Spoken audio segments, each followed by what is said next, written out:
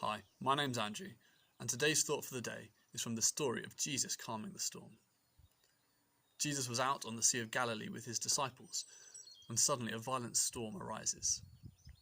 Now, many of Jesus' disciples were experienced fishermen, and they recognize this storm for what it is, a really serious threat that is endangering their lives. They're panicking and are very fearful. But where's Jesus in all this? Jesus is peacefully asleep in the boat. And this leads his disciples to say this to him: "Teacher, do you not care that we are about to perish?"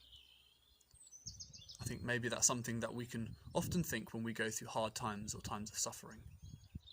Maybe during this coronavirus pandemic, that's similar to something you've thought. God, do you not care about us? The story goes on, and of course Jesus wakes up and stills this storm just by speaking to it.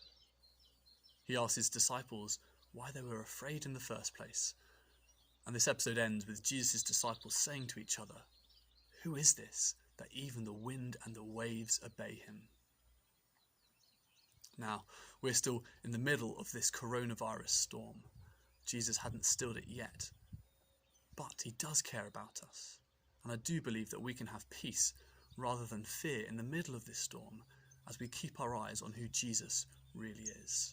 He is the one who the wind and the waves and all of nature obey. He is in control.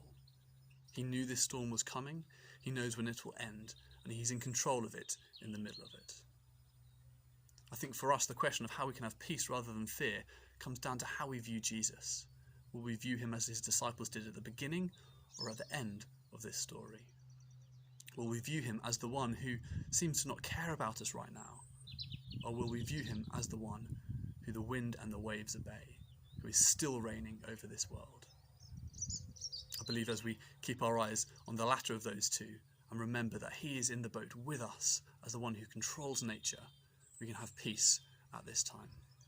I hope that this encourages you this day and this week. Thank you.